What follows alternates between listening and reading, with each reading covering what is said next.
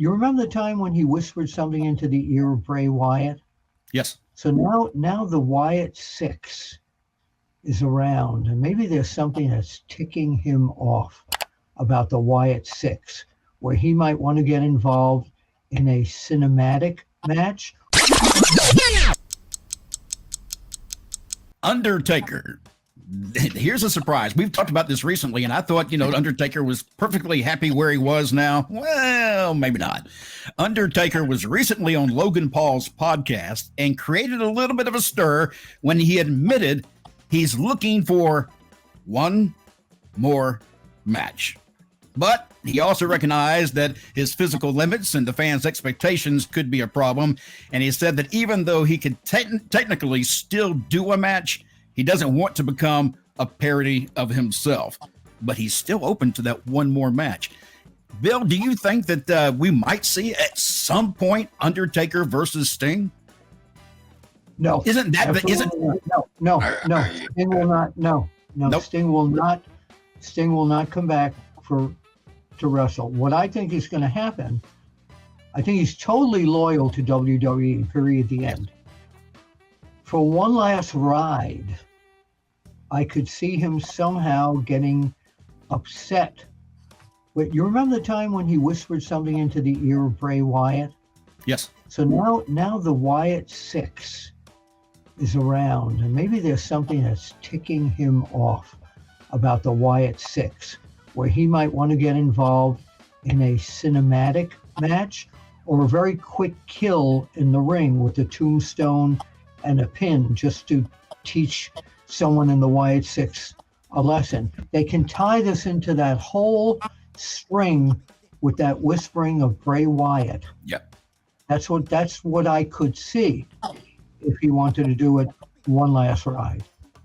Teddy, what do you think? One last ride? Who should it be? Well, I kind of see that, you know what I mean? And like Bill, we alluded to him whispering in Bray Wyatt's ear, and finally when that does happen, now he says, this is what I said to Bray Wyatt. You know what I mean? So, I like I said, Taker's healed up pretty good, he's looking good, he stays in good shape, man, so I believe that he could pull it off. There's somebody else in WWE, or that used to be in WWE. Well, Matt, yes, sir. It never gets out of their system, and Teddy will.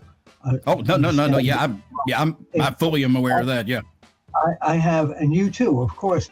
But even when they rise to the top, when it's done, and you're not hearing the cheers weekly of Raw and SmackDown or AEW, you're not out there.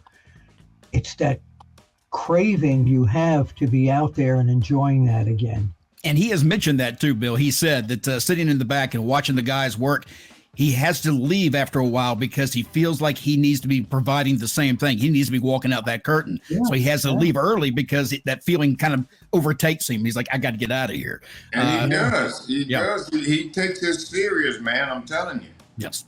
Bobby Lashley, who was with WWE and recently has been let go, he was commenting on his time in WWE, and he simply said he had no connection with Triple H, only Vince McMahon.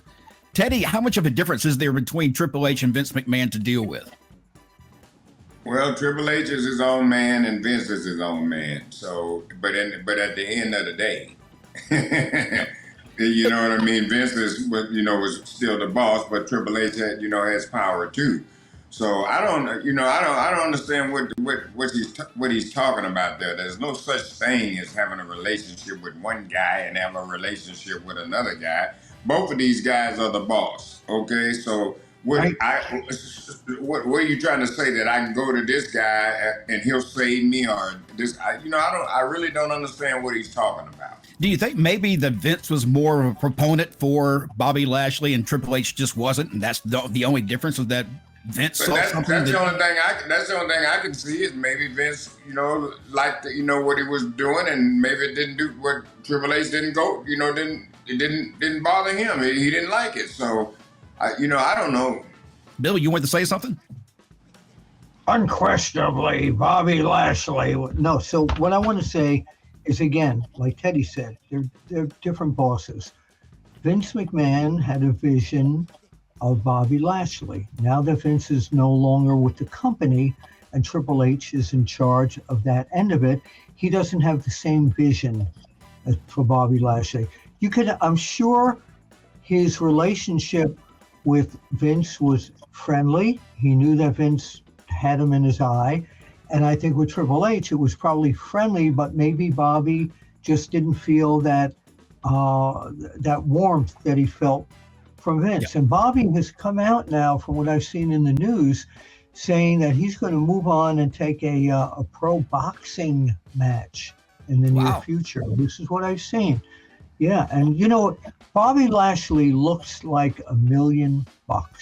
Always the way he came out with the suit and tie, and even the or the turtleneck, and even the way that he looked in the ring physically without the suit and everything. What a great role model for any company. People all say, well, maybe he should have gone to AEW. I don't know if that's where his heart is at this time. I'm going to try and hunt him down and see if I can find this out. But yeah, you know this. You've worked for other companies, and you know this boss over here, they love me. That other boss, yeah. So you get that anywhere. And that's about any business you go to, any type of work you're in. There's going to be one that likes you and one that doesn't. There's always going to be somebody who doesn't. Trust me. I'm right here. Perfect example. Yes. Vince liked me, but Laurinaitis hated my guts.